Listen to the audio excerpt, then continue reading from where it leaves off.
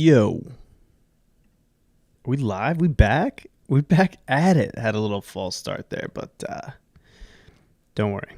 We're back. We're back. We're back. We're back, baby. Let's just make sure. All right, we're live. Let's go. It's been a great 2 weeks off the podcast for a little bit. I was actually down in Daytona, Florida for Daytona Bike Week for work. It's all I can long story short, all I can kind of really say about that. But had a great time down there. Lots of fun. It was great to see a lot of friends. Shouldn't say, well, I guess one quote unquote family, but it's great to see everybody. Great to get back to work. Great to get back in the groove of things. And just super excited to kind of see a little bit of light at the end of the tunnel during this crazy pandemic, that events are kind of coming back, which is my main source of work. So that was fun to be a part of and fun to see and kind of enjoyable from that aspect. So I'm going to kind of dive into that and talk through that today. Please leave comments below. Would love to hear what you guys have to think, any questions, opinions, and whatever you guys got to say. So let's dive right into the episode. What's going on, everybody? Andrew asked me about my podcast. We're back after a 2-week long vacation. Super excited to be back online. And we're going to dive right into today's episode. Today, talking about Daytona Bike Week. I was just down in Daytona Beach, Florida for the past 2 weeks doing a bike rally, working with a brand down there. That's all I can kind of say about that. For people who don't know, Daytona Bike Week has been going on for 80 years. This was actually the 80th anniversary and also marked kind of the start of the pandemic for the bike rally community last year. The event was cut short by a day, I believe. So that was kind of the start of the pandemic for a lot of people. For myself, it was pretty close. It was March 11th. I remember traveling to New York and getting turned around as soon as I landed. The office called me, said, hey, get on the next flight back to Denver. Everything's been canceled and the city's about to shut down, and we don't want you to get stuck out there. So for me, March 11th was kind of the start of the pandemic, and we're kind of 1 year later after that. Daytona Bike Week, it was 300,000 people over the course of 10 days. When I was kind of talking with people and interacting, people were from all over the place: Ohio, New York, New Jersey, Florida, obviously all parts of Florida, Georgia. I think probably that was the farthest I saw was like New Jersey, Connecticut. So kind of a wide variety. That was no statistics or anything I'm coming up with. That was just people that I engaged with over the course of the week and learned quite a few things. So the first being, obviously, COVID doesn't exist. It's totally fake and was made up. I'm, of course, joking. It was actually, it's obviously something very serious, and I probably shouldn't joke about it, but I'm going to joke about it. Florida obviously took a different approach from many other states, and for me, in being involved in that, it was both scary, which is not the right word. I feel like that's too aggressive, but it was uncomforting and also relaxing at the same time. I think for me, the relaxing aspect of it was the aspect of not having to feel like you were, kind of stepping on eggshells everywhere you went. Do I have to wear a mask? Do I not have to wear a mask? Do I wear a mask every time I stand up? I think just the, again, probably not the right word, but the burden of thinking outside or thinking about other people, the constant, like I said, kind of the tippy toe, the aspect of stepping on eggshells, I think is probably the best way to put it. For me, is always kind of, you go to the grocery store, everybody's kind of a little bit more on edge. Everybody's a little bit more on edge at restaurants, all that kind of stuff, in a place where, it's very prominent that people are wearing masks and all that kind of stuff. People kind of have like a scared mentality.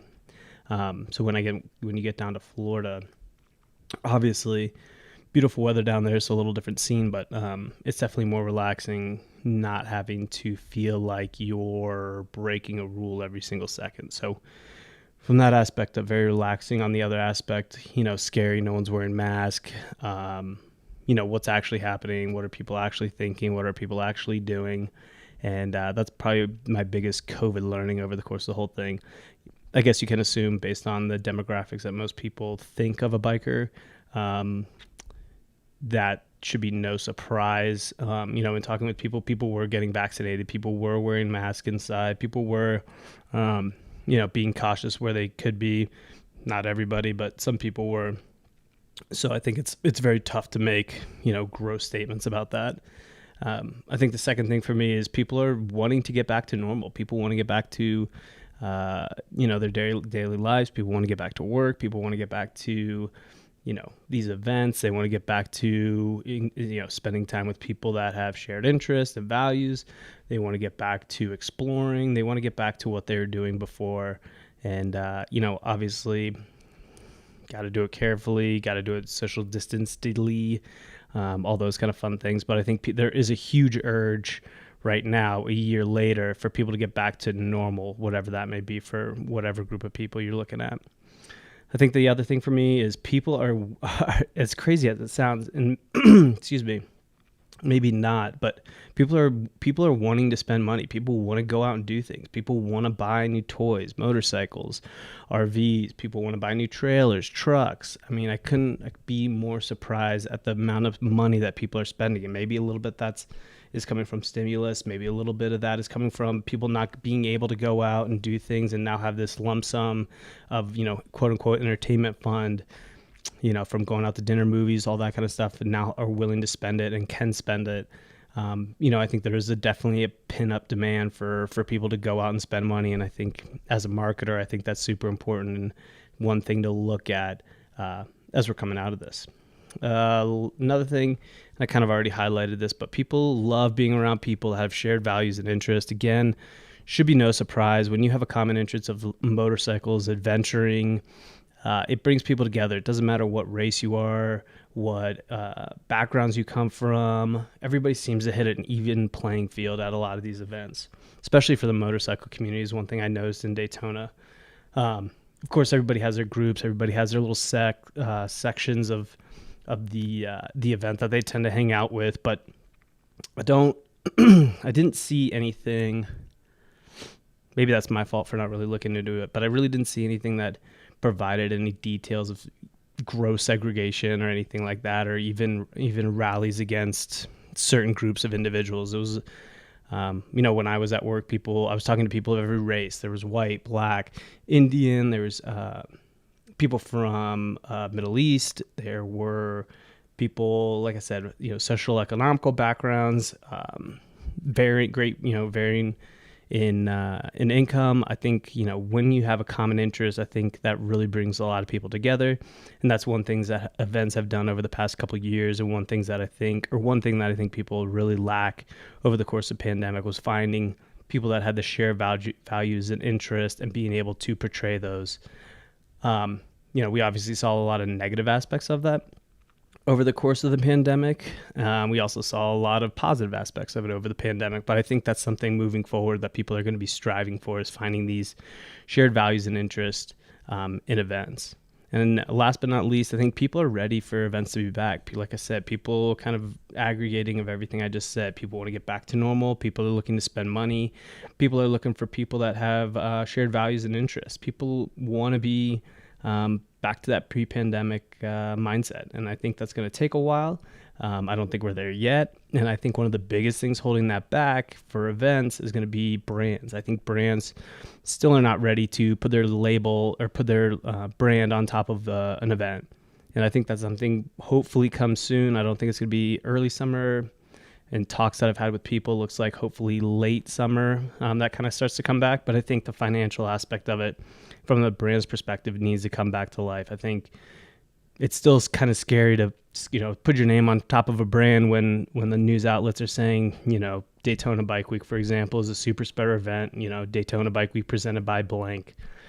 So I think from a brand's perspective, I think it's going to be a very rocky road coming back. And I think someone has to kind of dive off and do it first, kind of like the states opening back up. I think, again, personal opinion, tough to navigate this one for obvious reasons, but we got to open up eventually. We got to get back to semi-normal eventually. If you give the power of the states to shut down, you should be able to give the power of the state to reopen. So, that's kind of my 2 cents there. Whether probably most people won't agree with that, but that's fine.